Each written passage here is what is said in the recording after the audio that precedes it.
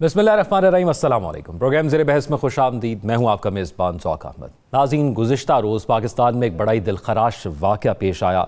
Kurram agency में मुसाफिर बसों पर फायरिंग की गई है और 42 हलाकतें हो चुकी हैं। 42 अफराद इसमें तक जाँ बहक हो चुके हैं। ये बुज़दिलाना कार्रवाइयाँ हैं जिनसे पाकिस्तान के अमन को तबाह करने की कोशिश की जाती है। और यकीन मानिए, ये ना तो अवाम का अज़्म इससे कमज़ोर पड़ता है, न ही सिक्योरिटी एजेंसीज़ का अज़्म इससे कमज़ोर पड़ता है। आर्मी चीफ का कहना है कि दुश्मन के मज़मूम अज़ाइम नाकाम बनाना अव्वलीन तरजीह है और सख्त मज़म्मत करते हैं इस अफसोसनाक वाक़े के हवाले से। अब कुछ बात करते हैं आने वाले दिनों के अंदर 2 दिन रह गए हैं पाकिस्तान तहरीक इंसाफ के एहतजाज के हवाले से, तो अब ज़रा उस पर बात करते हैं। गुज़िश्ता हफ़्ता पाकिस्तान तहरीक इंसाफ के लोगों के अंदर बड़ा ही खुशगवार गुजरा है। बड़े खुश थे, उनको ये उम्मीद थी कि इमरान खान बड़ी जल्द बाहर आ जाएंगे और फाइनल कॉल भी दी हुई है 24 तारीख के एहतजाज के हवाले से। अब ये एक मामला अहम है कि उनको उम्मीद किस बात से लगी कि इमरान खान रिहा होने वाले हैं और मुज़ाकरात आखिर हो किससे रहे हैं, किस बात पर हो रहे हैं। क्योंकि जो इमरान खान या पाकिस्तान तहरीक इंसाफ का मुतालबा है, वो दोनों मुतालबे ऐसे हैं कि ऐसा लग रहा है कि मौजूदा हुकूमत या रियासत उनको कबूल नहीं कर सकती। एक तो वो इलेक्शन नहीं मानते जो 8 फरवरी के इंतखाबात हुए हैं, और यानी अगर वो सिलेक्शन को नहीं मानते तो वो चाहते हैं कि जो मौजूदा सेटअप है वो घर जाए। और दूसरा 26वीं आईनी तरमीम का मामला है, वो चाहते हैं इसको भी वापस लिया जाए। तो जब ये दोनों चीज़ों को वो तस्लीम नहीं करते और यही उनके मुताल, और तीसरा इमरान खान की रिहाई, तो ये कैसे मुमकिन हो पाएगा कि मौजूदा सेटअप में उनके लिए किसी भी किस्म की मुज़ाकरात की गुंजाइश पैदा की जा सके। और फिर ये मुज़ाकरात के हवाले से कहा जा रहा था कि शायद एक अहम हुकूमती वज़ीर हैं जो इसके अंदर अपनी खिदमात पेश कर रहे हैं या जो राब्तों का बायस बन रहे हैं। फिर हमने सुना अली अमीन गंडापुर साहब ने भी ये कहा कि मुज़ाकरात नहीं हो रहे गुज़िश्ता रोज़, और मोहसिन नकवी साहब ने भी कहा कि कोई मुज़ाकरात नहीं हो रहे उनकी जानिब से। तो कहा गया है कि हम भरपूर तरीके से, अगर कोई इस्लामाबाद पर चढ़ाई करने आता है तो उसको रोका जाएगा।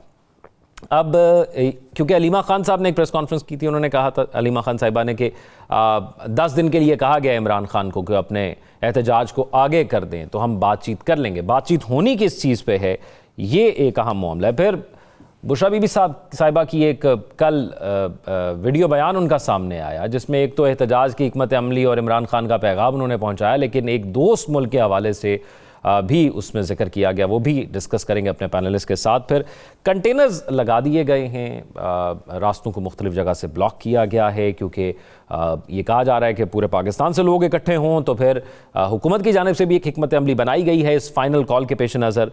और मोहसिन नकवी साहब का कहना है कि इस्लामाबाद में किसी को भी जल्द से जुलूस की इजाज़त नहीं दी जाएगी। फिर गवर्नर KP की जानिब से भी कहा गया है कि इसका कोई दूसरा हल देखा जाए।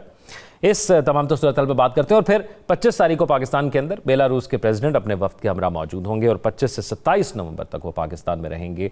तो ये भी कहा जा रहा है कि इस अहम मौके पर जब कोई बैरूनी वफ्द पाकिस्तान होता है किसी और मुल्क का, तो पाकिस्तान तहरीक इंसाफ तभी क्यों एहतजाज करती है, ये भी आज सवाल उठाएंगे और पैनलिस्ट की राय जानेंगे। नजमुल साकिब साहब, राव खालिद साहब, बशीर साहब, तीनों सीनियर तज्ज़ियाकार हमारे साथ मौजूद हैं। नजमुल साकिब साहब, इस सबसे पहले शुरू करते हैं जहाँ से उम्मीद जागी पाकिस्तान तहरीक इंसाफ की। आपको क्या लगता है क्यों पाकिस्तान तहरीक इंसाफ को ये खुशफहमी कह लो, इसको ये दुरुस्त लफ्ज़ होगा, या ये क्यों उम्मीद जागी कि इमरान खान जो है वो रिहा होने वाले हैं? जिस तरह के उनके बयानात थे, जिस तरह उनके चेहरे पर खुशियाँ थी, ऐसा तासुर मिल रहा था कि इमरान खान जो है वो रिहा होने वाले। देखिए लोग, सबसे पहले तो आपने ये जो दहशतगर्दी के वाक़यात का जिक्र किया है, सबसे पहले तो इसकी मज़म्मत करते हैं और थोड़ी देर के लिए देखते हैं कि इस मज़म्मत का मतलब क्या होता है। इधर कोई दिल खराश वाक़या पेश आता है और हुकूमत की तरफ से आता है जी हम इसकी मज़म्मत करते हैं। सदर पाकिस्तान, वज़ीर आज़म और कुछ वज़रा और कुछ और लोग भी जो कहते हैं जी हम मज़म्मत करते हैं। भाई इसका मतलब क्या होता है? तो सबसे पहले तो मैं ये बताना चाहूँगा कि इस मज़म्मत को अल्फाज तक ना रखिए और इस मज़म्मत के मानी समझिए कि इसका मतलब क्या है। ये एक मज़मूम चीज़ होती है और इसको इस तरीके से देखना चाहिए कि आपने ये कह दिया कि ये मज़मूम है, ये मज़म्मत करते हैं, उसके बाद कुछ इक़दामात भी लेने होते हैं ताकि इस तरह का वाक़या जो है वो दोबारा पेश ना आए। तो हम भी, हमारा पैनल भी, हमारा ये जो यानी ज़ेरे बहस के सारे लोग हैं, हम इसकी मज़म्मत करते हैं। दिल दुखता है, तकलीफ़ है, बहुत शदीद तकलीफ है, क्योंकि एक जान जाती है इसका मतलब होता है एक खानदान खत्म हो गया, और एक खानदान खत्म हो गया तो फिर बाकी क्या रह गया।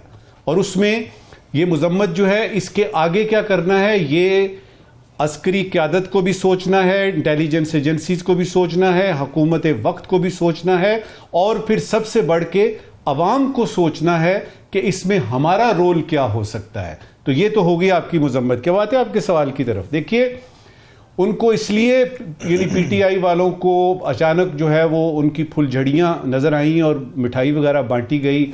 बहुत सारे उनके वकला जो हैं वो इस तरह से कर रहे थे जिस तरह कि उन्होंने खान को रिहा करवा लिया है, वो इसलिए कि तोशाखाना 2 में जो आपका था केस, उसमें रिलीफ मिला। लेकिन उसके साथ ही फिर अचानक एक रौ शुरू होती है और बहुत सारे जो हैं यानी केसेस दोबारा से सामने आते हैं। ये तो हमें पता है कि ये एहतजाज क्यों हो रहा है, आपने उसकी वजूहात बता दी, डिमांड्स बता दी। मेरे पास 2-3 सवालात हैं जिनका कि मैं चाहूँगा कि मुख्तसरन जवाब भी दूँ और फिर आप उसको बात को लेके आगे बढ़ें। पहला सवाल ये है, क्या ये एहतजाज हो भी रहा है कि नहीं? क्योंकि अभी तक किसी इजाज़त की बात नहीं हुई, इजाज़त मिलनी है, लेनी है, नहीं, कोई पता नहीं। इस्लामाबाद हाई कोर्ट ने कह दिया जी कि ये गैर कानूनी है। इसका मतलब है कि अगर ये एहतजाज हुआ तो ये कानूनी नहीं है। फिर ये है कि कंटेनर्स हर तरफ लगे हुए हैं और उससे पता लग रहा है कि हो रही है। फिर उसके बाद मुज़ाकरात की बात आती है कि जी अंदर खाते में कुछ मुज़ाकरात हो रहे हैं, तो पता नहीं ये प्रेशर बिल्ट हो रहा है। फिर दूसरा सवाल ये है कि ये प्रेशर जो है ये किसके लिए है, हुकूमत वक्त के लिए है कि पीटीआई के लिए? ये दोनों के लिए है। हुकूमत वक्त पे इसलिए कि उनको वो बौखलाहट जो है, जो हमें हर दफ़ा नज़र आती है कि कहीं कुछ वाकई ऐसा नतीजा ना निकल आए कि खान बाहर आ जाए, कोई डील हो जाए वगैरह वगैरह, तो उनकी बौखलाहट समझ आती है। पीटीआई ज़्यादा अंडर प्रेशर इसलिए है कि शेर आया शेर आया शेर आया की बात जो है वो करते रहे तो फिर एक दिन शेर आ जाता है। अगर ये कामयाब नहीं होता, जो कहते हैं जी आखिरी मार्क का है और इसमें हम ये करेंगे और उस वक्त तक नहीं जाएंगे जब तक हमारी डिमांड्स पूरी नहीं होती, तो अगर ये ऐसा ना हुआ तो फिर पीटीआई क्या करेगी? ये प्रेशर पीटीआई के ऊपर है। तीसरा सवाल ये है कि अगर ये कामयाब हो गया एहतजाज, डिमांड्स मानी गई, तो सूरत हाल क्या डेवलप हो रही है? वो एक बड़ी खौफनाक सी सूरत हाल है। और उसमें मुझे बहुत सारे इनकलाबात जो फ्रेंच रेवोल्यूशन से लेके ईरानी रेवोल्यूशन और वगैरह वगैरह, और तियाननमेन स्क्वायर आता है, उसमें तहरीर स्क्वायर आता है, उस तरह की बात जो है क्या होने वाली है? मेरा तज्जिया ये कहता है कि ऐसी कोई बात नहीं होने वाली। तो इन 3 सवालों को करने के बाद देखना यह है कि अगर ये एहतजाज हो जाता है तो होगा क्या। नंबर 1, बड़े पैमाने पर मैं देख रहा हूं कि गिरफ्तारियां होंगी, और मेरी ख्वाहिश होगी कि पीटीआई के जितने भी रहनुमा हैं वो अपने सारे दोस्तों के साथ आगे मौजूद हों, हरावल दस्ता उनका हो।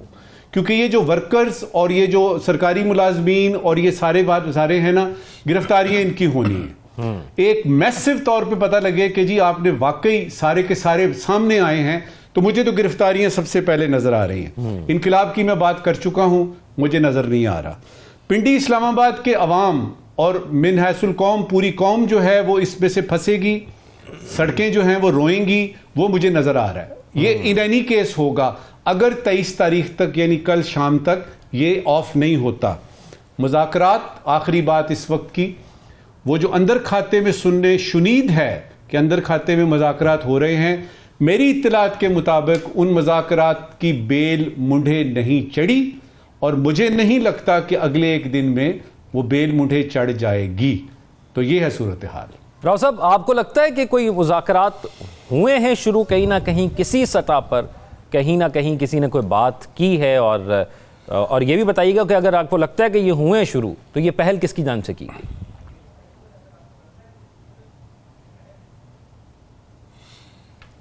देखिए, मुज़ाकरात ये तो एक मुसलसल अमल है और किसी न किसी सतह पे ये हो रहा होता है। ये आप इसको रूल आउट नहीं कर सकते। किस लेवल पे हो रहा है, किस तरह से हो रहा है, उसमें ज़ेरे बहस क्या चीज़ें हैं, वो ऑब्वियसली वो सारी शायद सामने नहीं है, लेकिन पीटीआई के मामलात और उनके मुतालबात हमारे सामने हैं।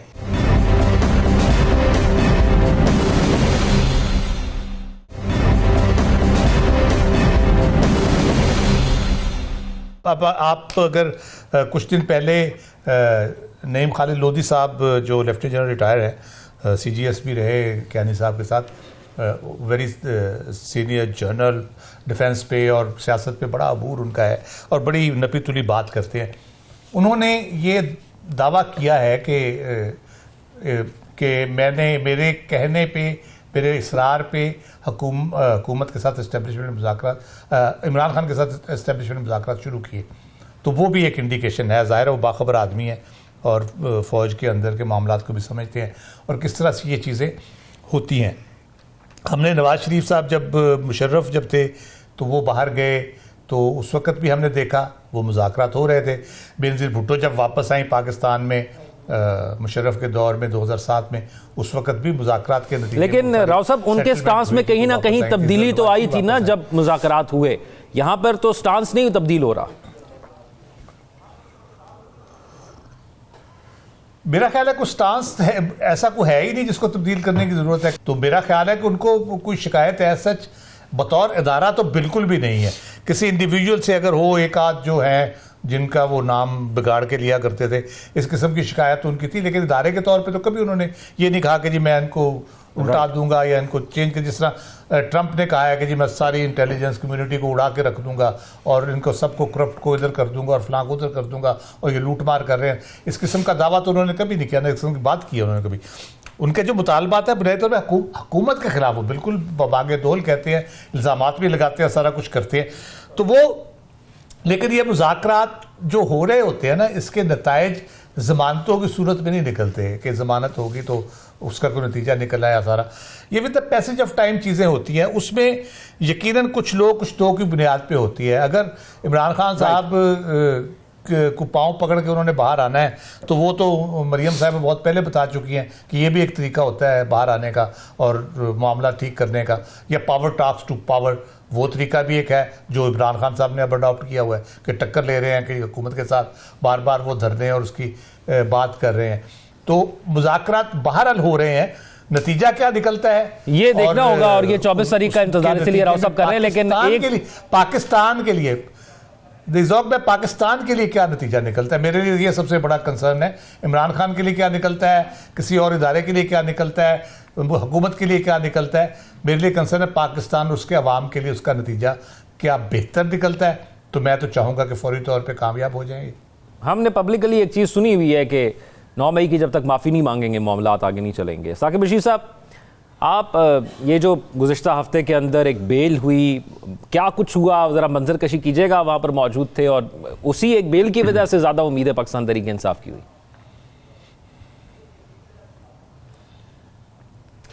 जी, वो 20 नवंबर को तोशाखाना 2 केस में उनकी ज़मानत हुई थी, जिसके बाद ये एक तासुर बना था कि शायद जो है वो इमरान खान साहब जो है वो रिहा हो जाएंगे। अगरचे वो जो ज़मानत थी मेरा ख्याल में वो 1 माह पहले भी अगर फ़ाइल होती तो वो मेरिट पर हो सकती थी, उसके केस इतना मजबूत नहीं है कि उनकी ज़मानत ही ना होती। तो उस ज़मानत का इस सिनेरियो के साथ कोई ताल्लुक नहीं था। बहरहाल PTI ने जोड़ दिया और उन्होंने उम्मीदें लगा ली।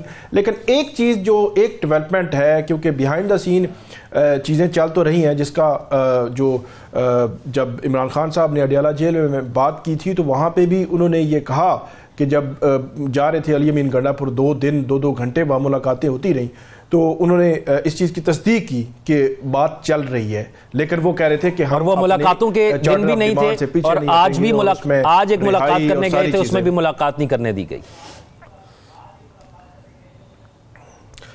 आज मुलाकात जो है वो नहीं करने दी गई। लेकिन जब बैरिस्टर गोहर जो है उनसे पूछा गया तो उन्होंने कहा कि कुछ बातें करनी है हमने इमरान खान साहब से, तो इसलिए उम्मीद है कि हमारी मुलाकात हो जाएगी। हो सकता है कल दोबारा जो है वो अटैम्प्ट लें। एक चीज़, क्योंकि 20 नवंबर को वो हुआ था तो उसके बाद उनके 8 केसेस रह गए थे जो लाहौर 9 मई के केसेस हैं। 4 में जो पिछले हफ्ते ज़मानत हुई थी तो वो 30 नवंबर के लिए वो केसेस लगे हुए थे। अब उसमें एक डेवलपमेंट ये हुई कि कल जो PTI की लीगल टीम है उन्होंने अर्ली हियरिंग की दरखास्त। अर्ली हियरिंग ये है कि हमारा केस जल्दी सुना जाए। अब इसमें हमें ट्विस्ट नज़र आएगा, कल सुबह 9-10 बजे पता चल जाएगा कि कल के लिए ATC अदालत लाहौर ने जो प्रोसिक्यूशन है 9 मई की, उनको नोटिस किया हुआ है। अब जो प्रोसिक्यूशन जो भी इन हाई प्रोफाइल केसेस में पेश हो रही है वो प्योरली लीगल नहीं होता, बल्कि पॉलिटिकली भी गवर्नमेंट की इंस्ट्रक्शन सारी चीज़ें चल रही होती हैं।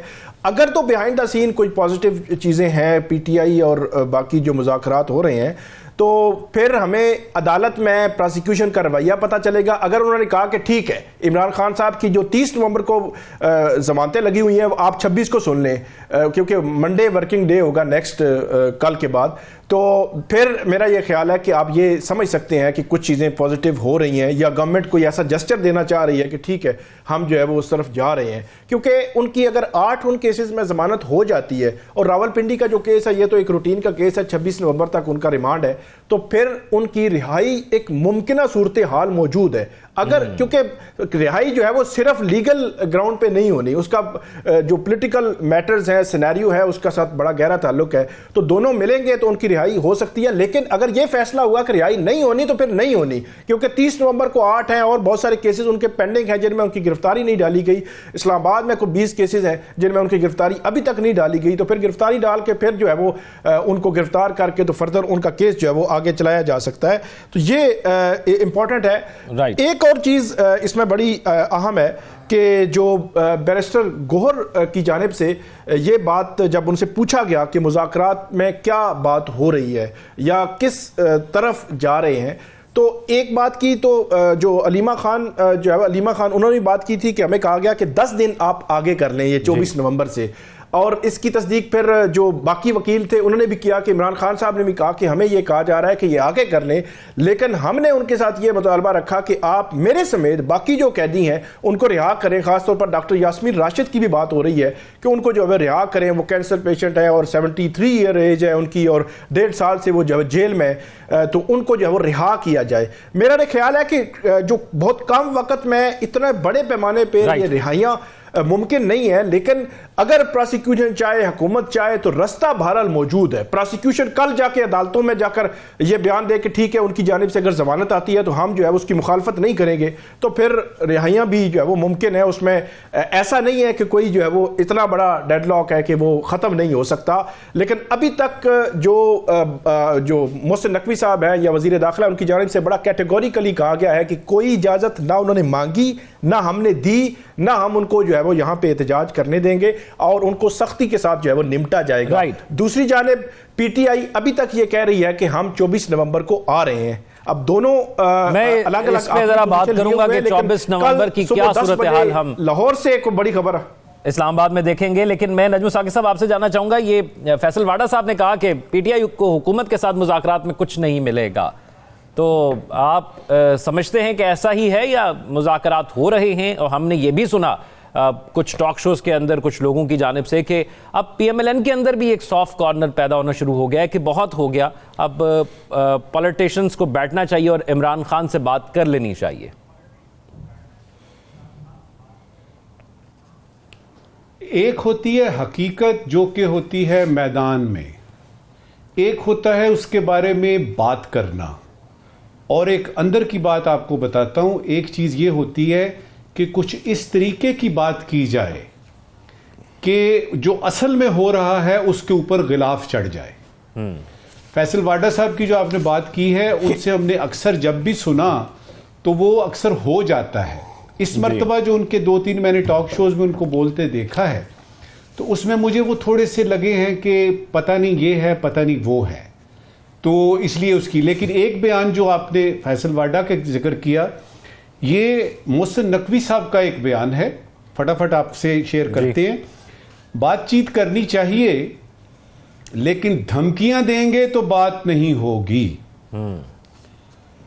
कोई मुज़ाकरात नहीं हो रहे, ये हमारे वजीर दाखिला कह रहे हैं। मोहसिन नकवी साहब बड़ी अहम पोस्ट पे हैं और उनकी बात को बड़ी संजीदगी से लेना चाहिए।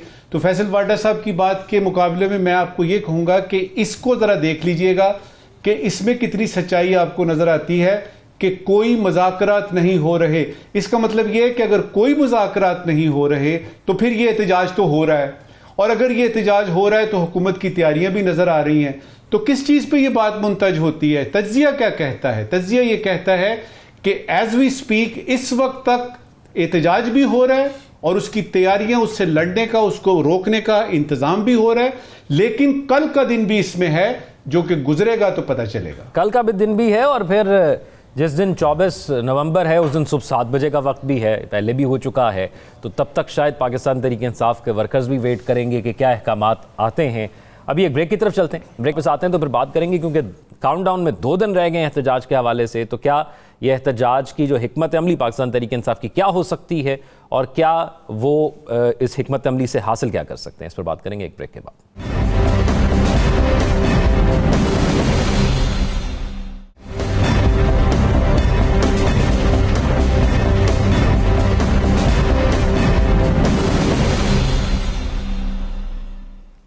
ब्रेक के बाद खुशामदीद। अब 24 नवंबर को पाकिस्तान तहरीक इंसाफ ने जो एहतजाज की कॉल दी है उससे हासिल क्या होगा, और जो बुशरा बीबी का कल एक वीडियो बयान आया उससे क्या फ़र्क पड़ेगा, ख़ास तौर पर जो एक बरादर इस्लामी मुल्क के हवाले से उन्होंने जिक्र किया है। और आज फिर हमने देखा कि वज़ीर आज़म शहबाज शरीफ, वज़ीर आला और वज़ीर आला के साथ साथ दीगर वुज़रा ने भी जो है वो आज इसकी मज़म्मत की है, जो उनकी जानिब से कल अपने उस वीडियो बयान के अंदर बात की गई है।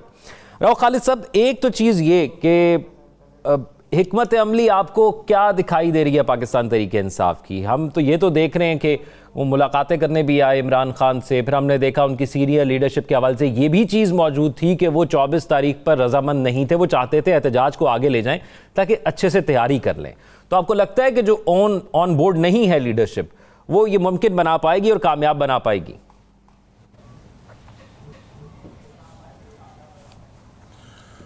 कामयाब तो हो गया, कामयाबी तो हुकूमत के हाथ में है। वो माशाल्लाह से जब भी ये ऐलान करते हैं तो उसके होने से पहले ही कामयाब कर देते हैं उसको। जिस किस्म के वो बयानात देते हैं, जिस किस्म का वो इहतमाम करते हैं। आपको पता है कि वो मैं अज़राए तफन्नुन कह रहा था कि मोटरवे और पीटीआई, तमाम मोटरवेज और पीटीआई की मुरम्मत एक ही दिन करने का काम शुरू कर दिया गया है। तो अब देख रहे उससे क्या फ़ायदा होगा उसका। तमाम मोटरवेज आपने बंद कर दीजिए, मुरम्मत शुरू होगी उनकी। तो इस सूरत हाल में राव साहब पीटीआई की हिकमत अमली क्या होगी? मैं बताता हूँ आपको। मैं पहले हुकूमत का बता दूँ कि हुकूमत ने मियाँ साहब जब थे ना दूसरे, अभी 2013-14 में, तो मोटरवे लाहौर इस्लामाबाद मोटरवे की उन्होंने मुरम्मत शुरू की थी और सारी उखाड़ के नई बनाई गई थी। उसका मजीद बेड़ा गर्क हो गया। इस तरह इन्होंने जब से पीटीआई की मुरम्मत शुरू की है तो वो मजीद सियासत का बेड़ा गर्क कर लिया अपनी का। तो ये जिसकी मुरम्मत में लगते हैं तो इनका उल्टा ही काम हो जाता है। पीटीआई के पास देखें जी, हिकमत अमली वो पहले की तरह ही आएंगे, उनका कोई फ़र्क उनको नहीं पड़ता। बेशक आखिरी कॉल है, बेशक फाइनल कॉल कह रहे हैं, डू और डाई की कॉल कह लें, उनको कोई फ़र्क नहीं पड़ता। पोजीशन में है, उन्होंने शोर शराबा किए रखना है। 4 बंदे इधर लाठियाँ बरसाएंगे, 4 उधर चलाएंगे, ठीक है। और उनका जो कम्युनिकेशन है वो सारी, और जो अपना वो कैंपेन बनाते हैं वो सोशल मीडिया पे बनाते हैं, चलनी है नहीं वो उस तरह से। उनकी कोई भी तहरीक जितनी मर्जी बड़ी हो वो किसी को नज़र नहीं आनी वैसे तो, लेकिन सोशल मीडिया पे वो पूरी तरह उनकी प्रेजेंस है, वो हर जगह पे दिखाते हैं। इसमें सबसे इंपॉर्टेंट फैक्टर मैं आपको बताऊं, दुनिया भर में इस एहतजाज को दुनिया भर में किया जा रहा है। जहाँ जहाँ पाकिस्तानी पीटीआई के सपोर्टर मौजूद हैं, पूरी कैंपेन उसकी बनाई गई है और वो उस पर कर रहे हैं।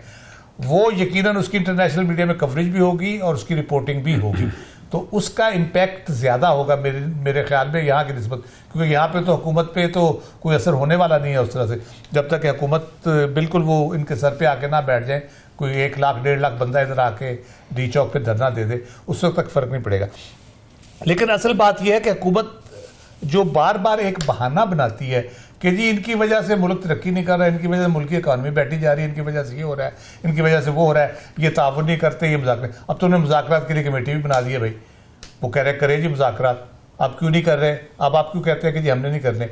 दूसरी बात यह है कि एक आज ही न्यूज़ की खबर है कि मोहतरम आर्मी चीफ साहब ने गंडापुर साहब के कौमी मामलात पे ताउन के हवाले से वो एपेक्स कमेटी में उनकी तारीफ़ की है। तो इसका मतलब है कि पीटीआई को कौमी मामलात के हवाले से कोई इनसेंसिटिव नहीं है और वो कोऑपरेट कर रही है पूरी तरह से।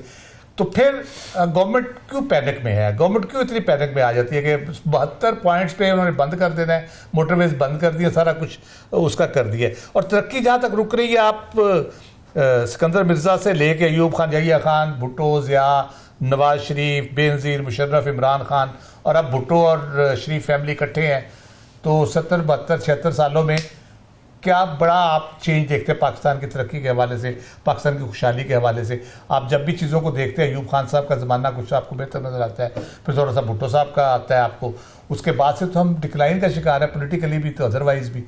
तो उससे इमरान खान तो सियासत में भी नहीं थे जब से ये हालात ख़राब है पाकिस्तान के, और जब से ये मामला चल रहे हैं, मशरक़ी पाकिस्तान भी अलहदा हो गया।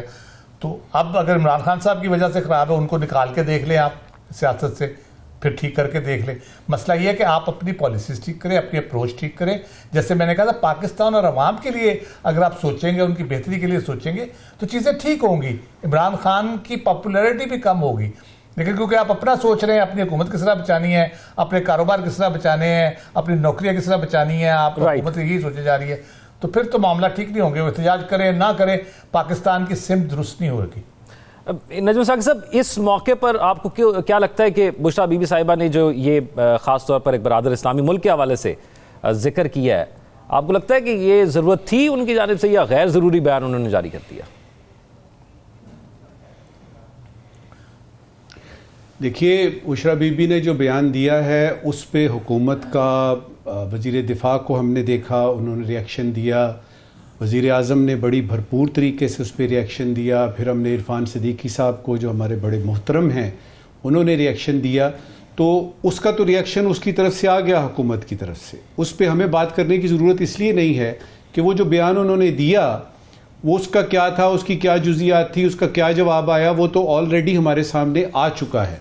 जो हमारे सामने नहीं आ रहा, थोड़ी देर के लिए उसको देख लेते हैं। मैं मिसाल देता हूँ। देखिए, आप अगर आपने पूछा ना हिकमत अमली, तो एक हिकमत अमली मैं आपको हुकूमत की भी तजवीज़ करना चाहता हूँ जी। वो इस तरह से कि आप ये कंटेनर खड़े कर रहे हैं, रुकावटें डाल रहे हैं, 72 पॉइंट्स पे आपने जो है वो कह दिया जी बिल्कुल बंद, सारी की सारी मोटरवेज बंद, और उसमें पिंडी, इस्लामाबाद, फैसलाबाद, सियालकोट, कोई ऐसी मोटरवे नहीं जो बंद नहीं की। अब उसमें जब वो आएंगे तो रुकावट आएगी तो झगड़ा होगा, तो फिर वो चीज़ें जो कि बहुत सारे लोग देख रहे हैं जी कि पता नहीं लाशें गिरेंगी और खून बहेगा, तो आप ये क्यों नहीं करते कि उनको आने दें? आप उनको आने तो दें, वो क्या करेंगे आके? वो आते हैं, वो आके क्या करेंगे? नारे लगाएंगे, सड़कों पे दंदनाते फिरेंगे, करेंगे क्या वो? मुझे इसकी समझ नहीं आ रही। साहब वो कहते हैं कि हम जेल से इमरान खान को छुड़ा के ले जाएंगे। अली अमीन गंडापुर साहब कहते हैं कि हम छुड़ा के ले जाएंगे उनको। इसकी पॉसिबिलिटी ज़ौक इसलिए नहीं है कि ये कोई खालाजान का घर नहीं है, ये कोई जंगल नहीं है कि इसमें आप जाएंगे कि 4 जत्थे जा रहे हैं और जेलें तोड़ी जा रही हैं और वो हो रहा है, तो फिर रिट ऑफ द स्टेट किधर गई? आप उस वक्त का इंतजार करें जब ये चीज हाथ से निकलती है। जब आप किसी को रोकते, देखें ना, किसी को ऐसे ही पकड़ के जेल में डाल देते हैं तो वो बाहर निकलता है तो कहते हैं जी असी भी जेल कटी दिया ने, वो खामखाई बदमाश बन जाता है। आप इनको आने तो दें, इतना हौसला करें कि आपकी प्रेपरेशन इस तरह की हो कि अगर चीज हाथ से निकलेगी तो उसके बाद हम कुछ एक्शन लेंगे।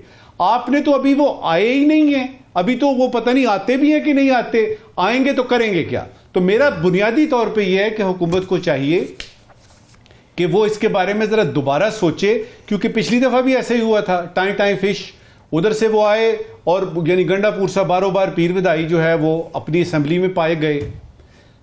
आने तो दें उनको, देखें तो सही, ताकि उनके पास ये गिला ना हो कि जी हमें आने नहीं दिया गया। मैं आपको यकीन से बताता हूं कि अगर इस तरह की कोई प्रोटेस्ट है, उसको पूरा मौका दे के देख तो ले, ये सांप इस पटारी से निकाले तो सही। अच्छा ये बताइएगा नजमा साकिब साहब, अच्छा एक तो बेलारूस के सदर वहां पे आए होंगे एक वक्त के हमरा, एक क्या इंपैक्ट हमारा वहां पे पड़ेगा? एक राव साहब ने कहा कि जैसे बताया कि पूरी दुनिया के अंदर ये एहतजाज कर रहे हैं जहां जहां पर पाकिस्तान तहरीक इंसाफ का वर्कर है, तो क्या ये इसलिए किया जा रहा है कि वो बैरूनी अटेंशन भी ले सकें, जहां से उम्मीदें भी लगाई हुई हैं उन्होंने? देखें, मुझे इससे याद आ गया, एससीओ की जब हो रही थी ना कॉन्फ्रेंस, तो एक दो वज़रा के बयानात मुझे याद आ गए कि ये हो लेने दें, इसके बाद जब मर्जी करें। ठीक है, ये बयान आपको याद है? जी जी, वो उन्होंने हो लेने दी, अब उनको करने देना। अच्छा, जहां तक ये बात है कि बेलारूस के वो कोई आ रहे हैं, यानी कोई डिग्निटरी आ रहा है, तो पाकिस्तान में तो हर वक्त कुछ ना कुछ तो होता रहेगा। उसमें कोई ना कोई मेहमान आएगा, कोई ना कोई इवेंट होगा। अभी 14 अगस्त आ जाएगी, अभी 23 मार्च होगा, अभी कश्मीर की यकजहती का दिन है, अभी उसका यौम स्याह है, उसमें कई किस्म की कॉन्फ्रेंसेस हो रही हैं। फॉरेन ऑफिस में तो हर वक्त कोई ना कोई आया होता है, कोई ना कोई जो है वो फॉरेन डिग्नेटरी, तो फिर उनके लिए जगह क्या बनती है? लिहाजा ये कहना कि बेलारूस की वजह से, देखिए इस तरह से नहीं होता, इस तरह से नहीं करते। आपने एससीओ का ना करें क्योंकि ये कॉन्फ्रेंस है, बड़ी अहम है, अब यह है कि फिर उनको दिन दें, वो आप दे नहीं रहे। मसला इसमें एक चीज का नहीं है कि वो आ रहे हैं और वो, मैं बात अपनी मुख्तसर करता हूं, फटाफट 2-3 बातें आपसे शेयर करता हूं। देखिए, मुझे मेरा तज्जिया ये कहता है कि ये हुकूमत अगले साल भी चलेगी।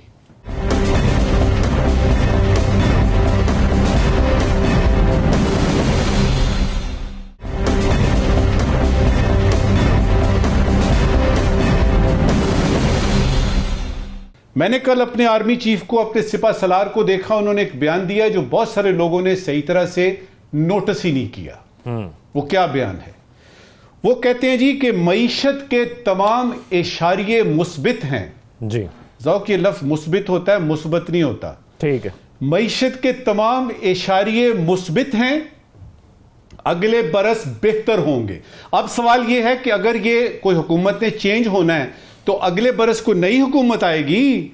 तो मुझे इसमें से बयान में से क्या निकला कि इस एहतजाज का कोई भी नतीजा निकले, फिलहाल खान बाहर नहीं आ रहा, कोई नतीजा नहीं निकलेगा, असीरान वैसे ही रहेंगे और ये सिलसिला ऐसे ही चलता रहेगा।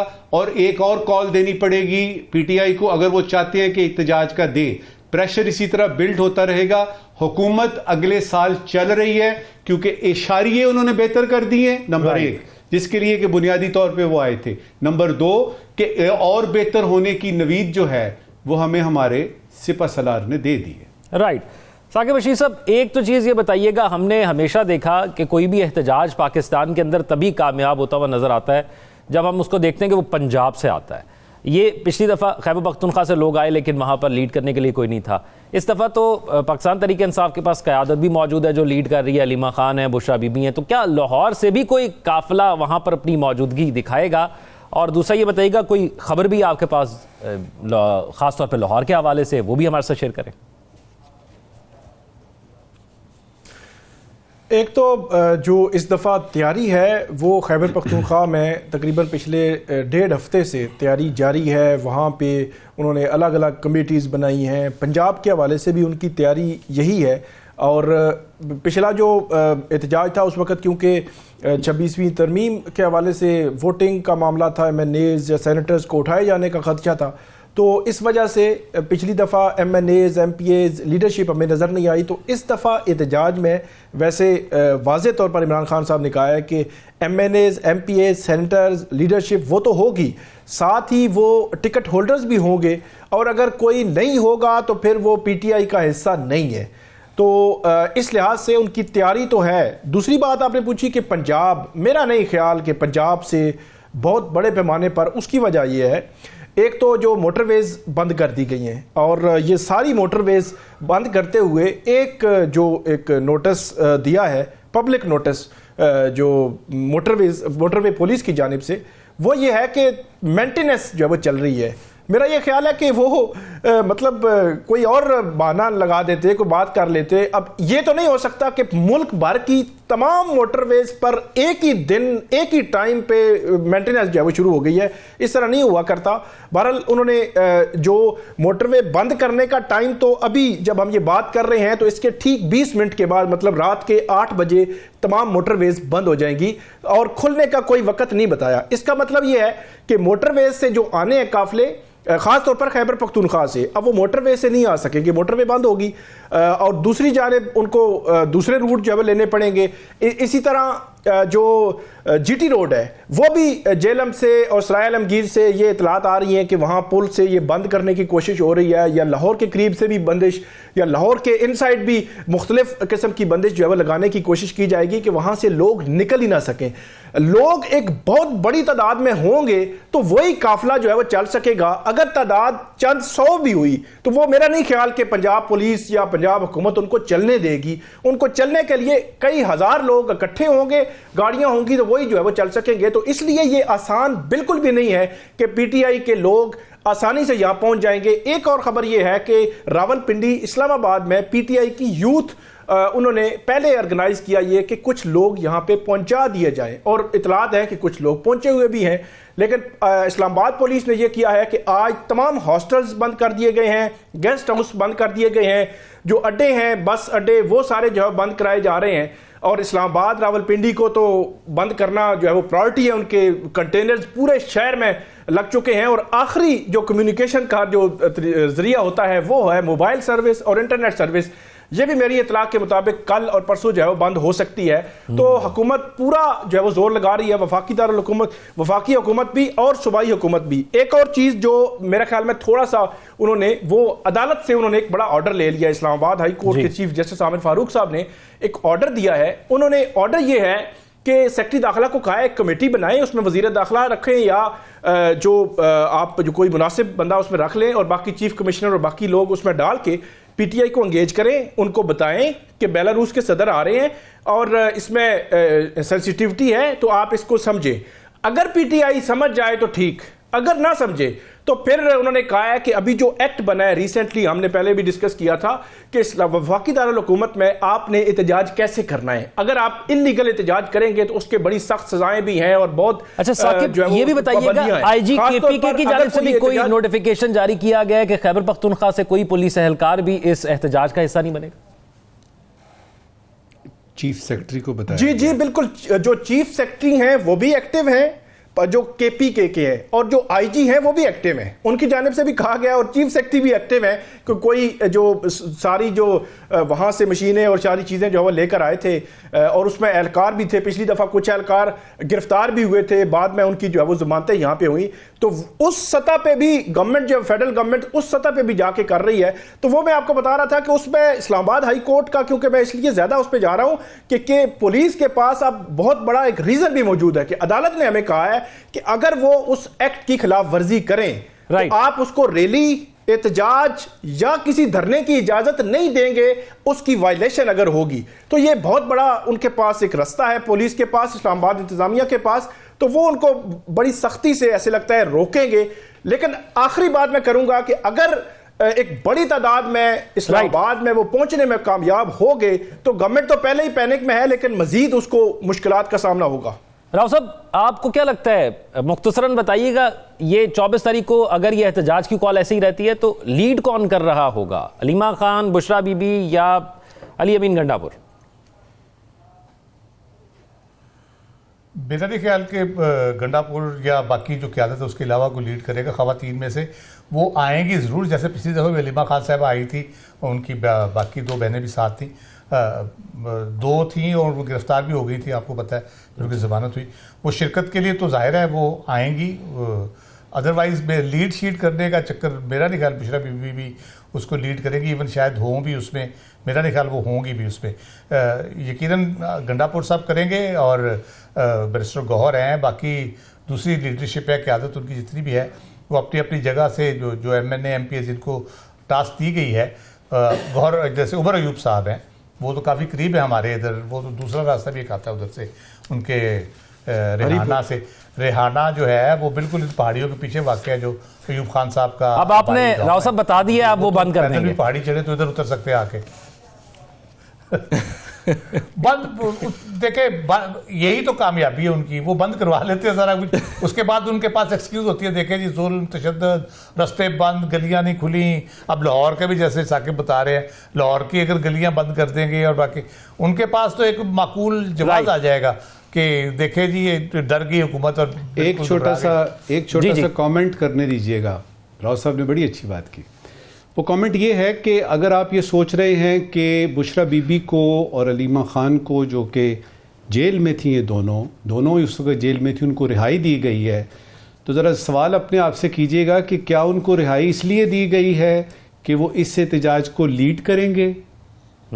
इसका जवाब खुद देखिए, खुद सोचिए और फिर आपको सारी सिचुएशन समझ में आ जाएगी। राइट, हमारे नाजरीन सोशल मीडिया इन सवालात के और प्रोग्राम के हवाले से फीडबैक से आगाह करेंगे। अपना ख्याल रखिएगा, इंशाल्लाह कल आपसे मुलाकात होगी। अल्लाह हाफिज़।